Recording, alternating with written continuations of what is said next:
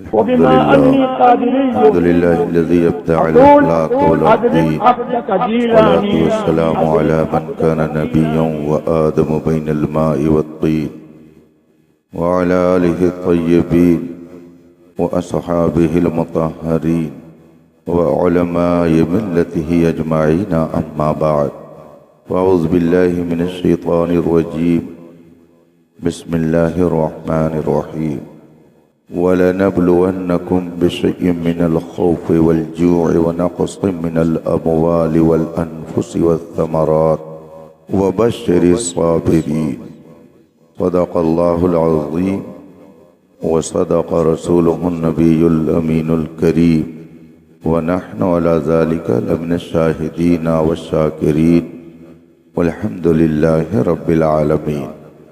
मजलिस पाक में तशरीफ़ फरमा उलमाए किराम, अज़ीज़ तलबा, हाज़रीन मोहतरम, अस्सलामु अलैकुम व रहमतुल्लाहि ताला व बरकातुहू।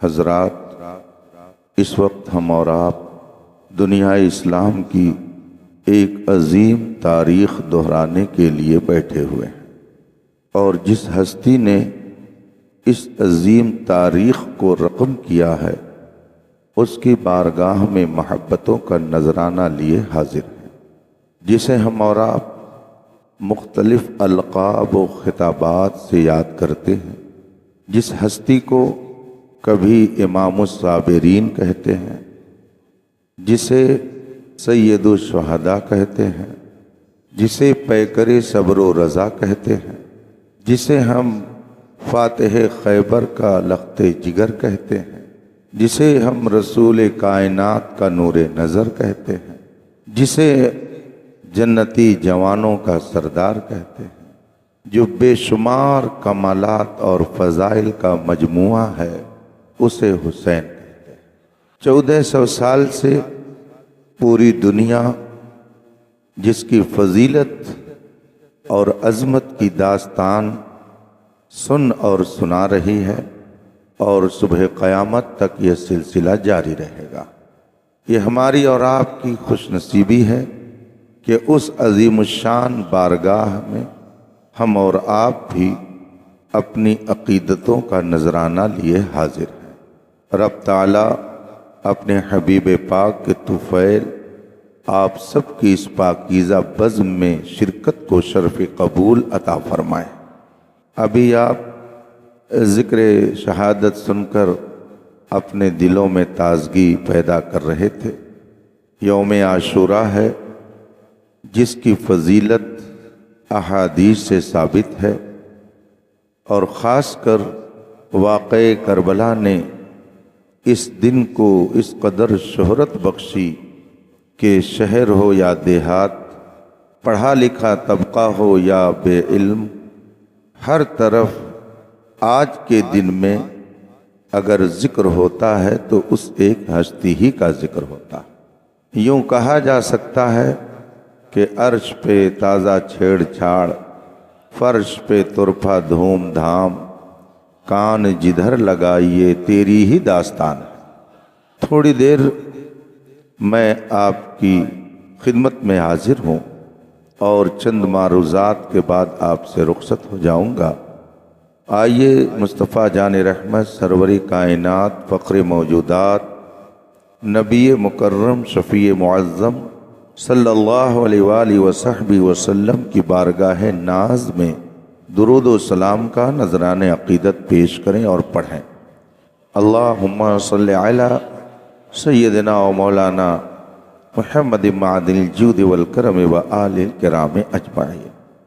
रफ़ीक़ान मोहतरम, अज़ीज़ तलबा, एक मामूली इंसान भी इस हकीकत से इनकार नहीं कर सकता कि जो शख्स किसी दर्जे में होता है, जिसका कोई रुतबा होता है, आपकी ज़बान में जो किसी क्लास में होता है, उसका इम्तिहान होता है। शहबाज़ दक्कन नव्वरल्लाहु मरक़दहू के इस चमन में जिन तलबा ने दाखिला ले लिया अब या तो वो एदादिया जमात में दाखिला लिए हों या इससे ऊपर की जमात में दाखिला लिया तो उनका दर्जा मुतय्यन हो गया, और जब दर्जा मुतय्यन हो गया तो एक दिन उनका इम्तिहान भी होगा। तो जिसका इम्तिहान होता है इसका मतलब है कि वो किसी दर्जे में है, और जो किसी दर्जे में होता है उसका इम्तिहान ज़रूर होता है। अगर इस पाकीज़ा गुलशन के बगल में एक मकान में रहने वाले 2-4 बच्चे हों और उन्होंने एडमिशन इस इदारे में न लिया हो और किसी इदारे में उन्होंने दाखिला न लिया तो उनका कोई इम्तिहान नहीं, और जिसने एडमिशन ले लिया तो उसको इम्तिहान से 2-4 होना। और ये भी तस्लीम है कि जो जिस दर्जे का होता है उसका इम्तिहान और उसका पेपर भी उसी दर्जे का बनता है। अगर जमाते दादिया या LKG के बच्चे का इम्तिहान होगा तो उससे मैट्रिक और हाई स्कूल का पेपर नहीं पूछा जाएगा, और अगर कोई BA दर्जे में होगा तो उससे तीसरे दर्जे का पेपर नहीं पूछा जाएगा। जो जिस दर्जे का होता है उसका पेपर उसी अंदाज से बनता है और उसका इम्तिहान भी उसी तरह से लिया जाता है। इससे एक बात और भी समझ लेनी चाहिए कि जिसने एडमिशन नहीं लिया उसका इम्तिहान नहीं। तो इस भरी दुनिया में जिन लोगों ने कलमे तैयबा पढ़ करके रसूल पाक के वफादारों के रजिस्टर में अपना एडमिशन करा लिया तो उनका कोई ना कोई दर्जा ज़रूर मुतय्यन हो गया, और जब उनका दर्जा मुतय्यन हो गया तो इम्तिहान होना ही होना है। और जिनका इम्तिहान नहीं हो रहा है तो आपको समझ जाना चाहिए ये लाखैरे लोग हैं, इनका कोई समझ के समझ को समझो। समझना भी एक समझ है। जो किसी आजमाइश में नहीं है, नाचें कूदें थिरकें शराब पिए सूद खाएं जिना करें चोरी करें डकैती करें जुल्म करें, कोई इम्तिहान नहीं, छूट है। उसे समझ लेना चाहिए कि वो किसी क्लास में नहीं है, उनका कोई दर्जा नहीं है। इम्तिहान उसका होता है, आजमाइश उसकी होती है जो किसी दर्जे में होता है। इस दुनिया में जो लोग नबी की वफादारी के रजिस्टर में अपना इंदिराज करवा ही न सके उनका क्या इम्तिहान होगा। इम्तिहान अहले ईमान का होता है, इसलिए कि दर्जा इन्हीं के लिए है, मंजिल इन्हीं के लिए है, क्लास इन्हीं का है। ये और बात है कोई जमाते एदादिया का है तो कोई जमाते सामिना का है और कोई तखस्सुस का है, और जो जिस दर्जे का है उसका इम्तिहान उसी दर्जे का होगा। कुरान करीम फरमाता है वला नबलुवन्नकुम, मैं तुम्हें जरूर आजमाऊंगा, मैं तुम्हारा जरूर इम्तिहान लूंगा। तुमने मोहब्बत का दावा किया है ना, तुमने न कहा है कि खुदा के अलावा कोई माबूद नहीं, तुमने न कहा है कि मोहम्मद अरबी अल्लाह के रसूल हैं, तुम्हारा ना ये दावा है कि हम मोहब्बत अहले बैत रखने वाले हैं, तुम्हारा ये दावा है कि हम अहले बैत की अकीदत दिल में रखते हैं। तो जब तुमने मोहब्बत का दावा किया है तो इम्तिहान भी तुम्हारा ही होगा। इसलिए कि मोहब्बत जब तक आजमाइश न देख ले उस वक्त तक उसके अंदर निखार आता ही नहीं है।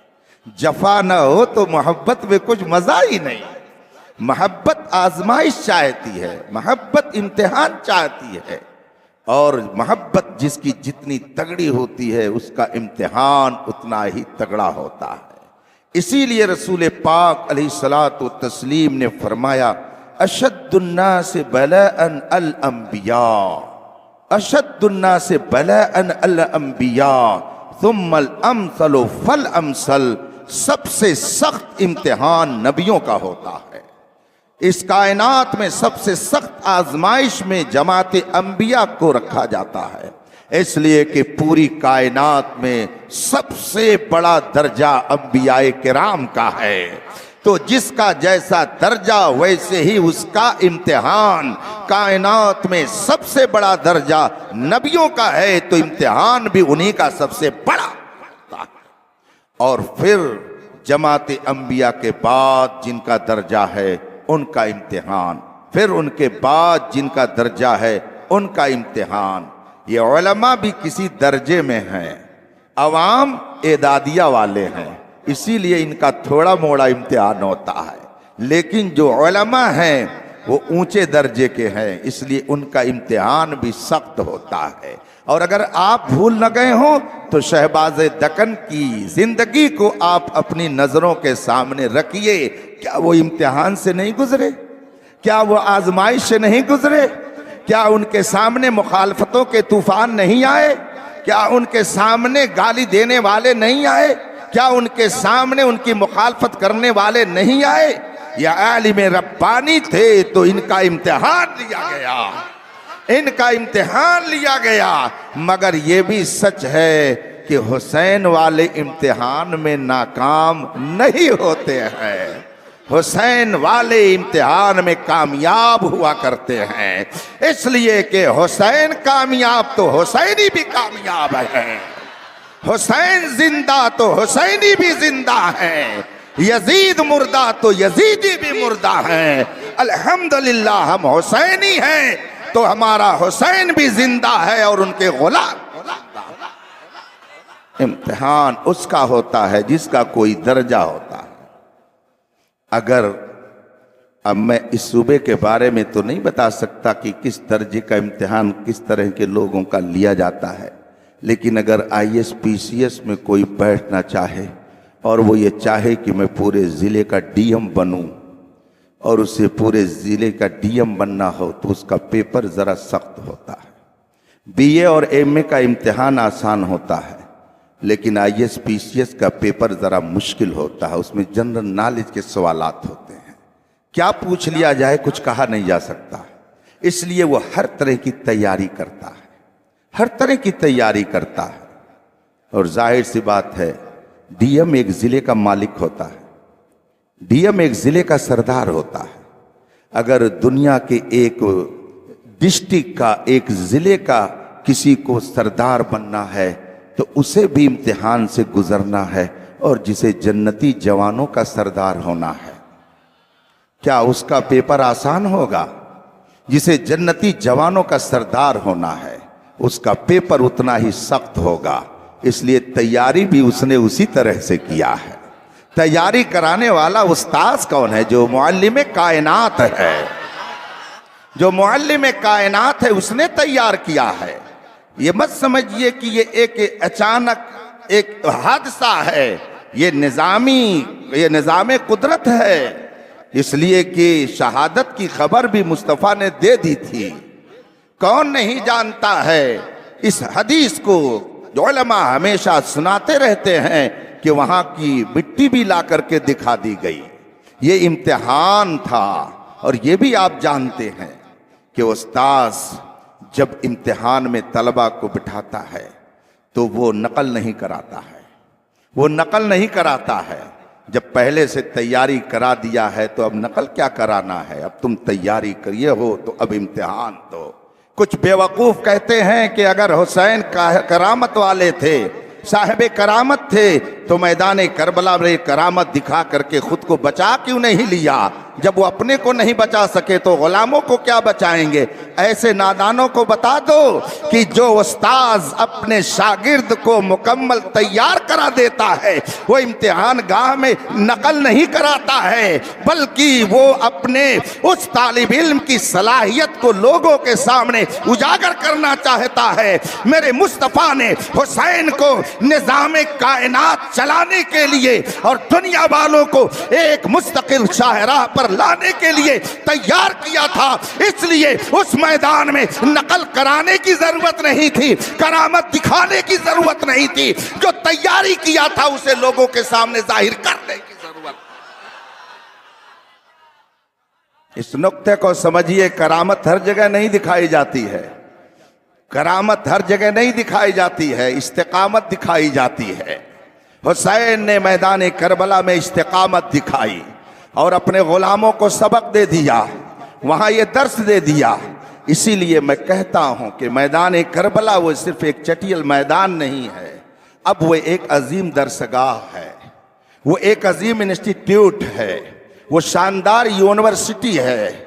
उसमें दर्स क्या दिया जाता है? उसमें बताया ये जाता है कि खूनी रिश्ता बाद में होता है, ईमानी रिश्ता पहले होता है। वहां ये सबक दिया जाता है कि सामने चाहे कलमा पढ़ने वाला आए या बेकलमा आए, अगर शरीयत की मुखालफत करता है तो उसकी हिमायत नहीं की जा सकती है। ये वहां सबक दिया जाता है कि यजीद अगरचे ऊपर से खानदान का था, मक्के का रहने वाला था, मक्कीयुल असल था, करशी था, हिजाजी था, अरबी था, ये सब कुछ सही। मगर जब उसने शरीयत मुताहरा का मजाक उड़ाया तो इन निस्बतों का लिहाज नहीं किया जाएगा, मुस्तफ़ा के कानून का लिहाज किया जाएगा। अगर 1400 साल पहले सहाबी रसूल हजरत अमीर मुआविया का बेटा शरीयत की मुखालफत करे, हम उसे नहीं बर्दाश्त कर सकते हैं, तो अगर आज हर महीने तैयबान पर रसूल के गुस्ताख, अहले बैत के दुश्मन, मज़ारात अहले बैत को बुलडोज करने वाले वहां भी बैठे हैं, तो हम इन्हें कैसे बर्दाश्त कर सकते हैं? हमारे नजदीक ये सारी निस्बतें मुस्तफ़ा की वजह से हैं।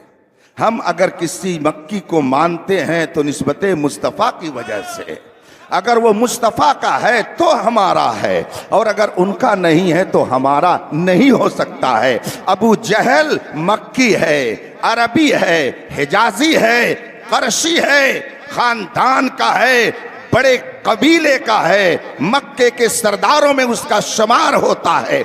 अबू लहब मक्की है, अबू लहब कुरैशी है, हिजाजी है, अरबी है, रसूल पाक की खानदान का था। वो करशी ही नहीं बल्कि हाशमी है, बल्कि मुत्तलिबी है। इतनी सारी निस्बतें उसके साथ लगी हुई थी, मगर ना हमने उसके हाशमी होने का ख्याल किया, ना हमने उसके करशी होने का ख्याल किया, ना हमने उसके अरबी होने का ख्याल किया। नबी से जो हो बेगाना, नबी से जो हो बेगाना, हम उसमें ये नहीं देखेंगे कि ये मामू का लड़का है कि चचा का भाई है। नबी से जो हो बेगाना उसे दिल से जुदा कर दो, पिदर मादर बिरादर जानो माल उन पर फिदा कर दो। मैदान करबला से ये सबक दिया जा रहा है कि सुनो, हर नमाज वाला सच्चा नहीं हो सकता है। मैदान करबला से ये सबक दिया जा रहा है कि हर अजान को एक दर्जे में मत रखना, इसलिए कि हुसैनी खेमे में भी अजान है, यजीदी खेमे में भी अजान है, इधर भी नमाज है, उधर भी नमाज है। अगर खैरुल कुरून की ये दोनों नमाजें एक जैसी नहीं है तो आज शर्रुल कुरून की दोनों नमाजों को एक जगह कैसे रखा?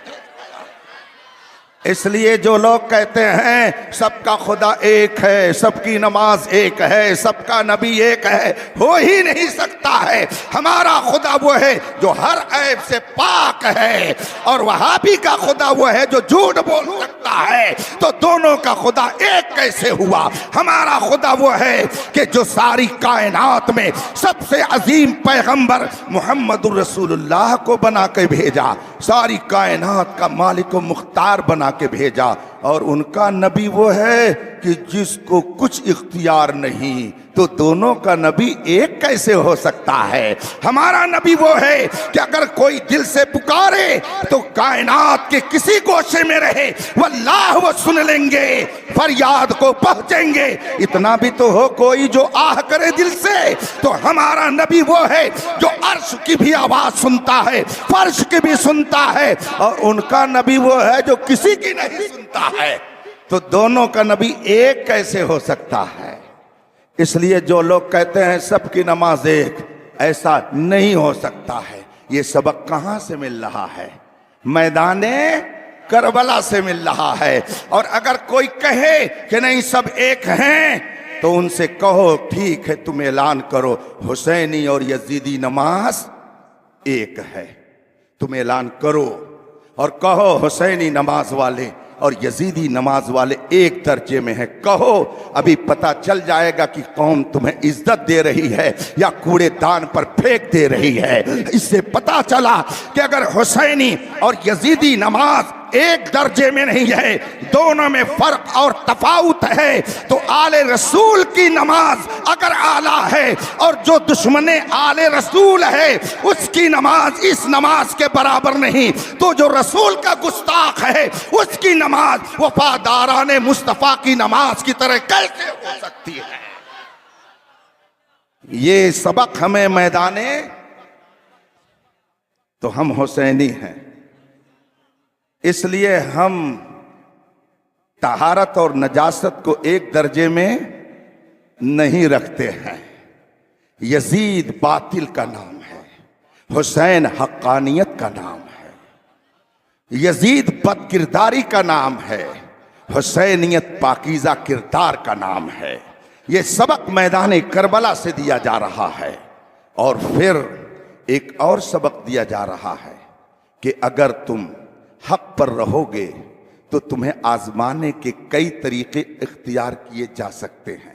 वलनबलुवन्नकुम बिशय्यिम मिनल खौफ, अल्लाह फरमाता है हम तुम्हें जरूर आजमाएंगे खौफ के जरिया। खौफ कैसा? तुम कम रहोगे, सामने वाला ज्यादा रहेगा। तुम 72 रहोगे, सामने वाले 22,000 रहेंगे। तुम ऐसा भी हो सकता है कि सिर्फ 22 करोड़ रहो और सामने वाले अरबों की तादाद में रहें। ऐसा भी हो सकता है। तुम्हें खौफ से आजमाया जाएगा। और किस तरह से आजमाया जाएगा?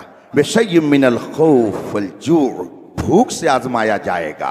तुम्हारे इलाके में कर्फ्यू लगा दिया जाएगा। तुम्हें अपने घरों में बंद रहने पर मजबूर कर दिया जाएगा। इस तरह से भी तुम्हें आजमाया जाएगा। और सिर्फ यही नहीं, बल्कि आगे कुरान करीम ने इरशाद फरमाया है, वनक़्स मिनल अमवाल, तुम्हारे मालों में कमी करके आजमाया जाएगा। आग लगा दी जाएगी, गोदाम बर्बाद कर दिया जाएगा, दुकानें जला दी जाएंगी, तुम्हारे माल को ज़ाय कर दिया जाएगा। और सिर्फ माल ही नहीं, बल्कि तुम्हारी जान को भी बन आएगी। तुम्हारे सामने तुम्हारी औलाद को भी कत्ल किया जाएगा, तुम्हें भी कत्ल किया जाएगा, तुम्हारी बस्तियों को जला दिया जाएगा, तुम्हारे ऊपर बम गिरा दिए जाएंगे कि तुम नबी का कलमा पढ़ते हो, तुम्हें तबाह बर्बाद किया जाएगा कि तुम नबी के वफादार भी हो। ये सब कुछ होगा। इस तरह से मैं तुम्हें आजमाऊंगा। इसका मतलब क्या है कि अगर आज के हालात में आप खौफ का मुकाबला किए हुए हैं, आपको परेशानियों का मुंह देखना पड़ रहा है, तो आपको घबराने की जरूरत नहीं है। आप खुदा की बारगाह में किसी दर्जे में हैं, तब खुदा आपको आजमा रहा। तलबा बैठे हुए, इनके असातिज़ा हाफिज कुरान बना रहे हैं, आलिम दीन बना रहे हैं, इनको कारी कुरान बना रहे हैं। बच्चे को सबक दे दिया कारी साहब ने कि एक सफ़ा यहाँ से यहाँ तक याद करके ले आओ। बच्चे ने 24 घंटे में याद किया और दूसरे रोज़ जाके कहा हज़रत याद हो गया। उस्ताद मोहतरम ने फरमाया कि ठीक है सुना दो। बच्चे ने सुना दिया, कहा जाओ तुम्हारी छुट्टी। मकतबे इश्क में लेकिन ऐसा नहीं होता है। मकतबे इश्क का अंदाज निराला पाया, उसको छुट्टी न मिली जिसको सबक याद रहा। ये दुनिया के इदारे हैं कि सबक सुना दो तो छुट्टी है। मकतबे इश्क मुस्तफा में उसको छुट्टी न मिली जिसको सबक याद रहा। इसलिए अगर मकतबे इश्क मुस्तफ़ा के आप तालिब इल्म हैं तो आपको घबराने की जरूरत नहीं है। फानूस बन के जिसकी हिफाजत हवा करे, वो शम्मा क्या बुझे जिसे रोशन खुदा करे। ये बल्ब लगा हुआ है, इतने लोग यहाँ पर बैठे, बस 2-4 मिनट और एयरपोर्ट जाना है, मेरी फ्लाइट है। बहरहाल ये 2-4 मिनट और आप दे दें। ये आपके सामने लाइट लगी हुई है। मैं जितने यहाँ के तलबा हैं उनसे भी कहता हूँ, और शहर के जो यहाँ पर लोग हाजिर हैं, हुजूर शहबाज दक्कन के मुरीदीन हो, मोतक़दीन हो, मुतवस्सिलीन हो, जो भी हो, सब हम लोग इमाम आली मकाम के ग़ुलाम हैं। हम सबको दावत देते हैं, आइए ज़रा एक एक लोग मिल करके, एक एक साहब मिल करके आइए, एक एक साहब अकेले अकेले, और उसके बाद में मुँह की फूंक से इसको ज़रा बुझा करके दिखाइए। आइए मुंह से फूंकी और बुझाइए। और अगर एक एक करके हिम्मत नहीं कर रहे हैं तो सब लोग मिल करके आ जाइए, और सब लोग मिल के आइए और मुंह की फूंक से इस रोशनी को आप बुझाइए। क्या बुझा सकते हैं इसको? नहीं बुझा सकते हैं। तो इससे आपको खुद ही सबक लेना चाहिए कि अगर एक दुनिया की कंपनी का बना हुआ मामूली सा बल्ब ये पावर रखता है कि सारे लोग मिलकर अगर मुंह की फूंक से मुझे बुझाना चाहें तो नहीं बुझा सकते हैं। अगर इस लाइट को अपने मुंह की फूंक से सब लोग मिल जाएं तो न बुझा सकें। मेरे हुसैन तो नूरे मुस्तफ़ा हैं, मेरे मुस्तफ़ा तो मेरे हुसैन तो नूरे इलाही है। इमाम अहमद रजा ने फरमाया है तेरी नस्ले पाक में है, बच्चा बच्चा नूर का, तू है ऐने नूर, तेरा सब घराना नूर का। हुसैन नूरे मुस्तफ़ा का नाम है, हुसैन नूरे इलाही का नाम है, हुसैन हजरत फातिमा ज़हरा की आंखों के नूर का नाम है, उम्मत मुस्लिमा के दिल के सुरूर का नाम है। अगर इस मामूली से लाइट को अपने मुंह की फूंक से नहीं बुझा सकते, नूरे मुस्तफ़ा को कौन सी ताकत बुझा सकती है? इसीलिए तो कहते हैं कत्ले हुसैन असल में मर्गे यजीद है, इस्लाम जिंदा होता है हर करबला कर। वाखिर दावाना अनिल हम्दुलिल्लाहि रब्बिल आलमीन। अस्सलाम।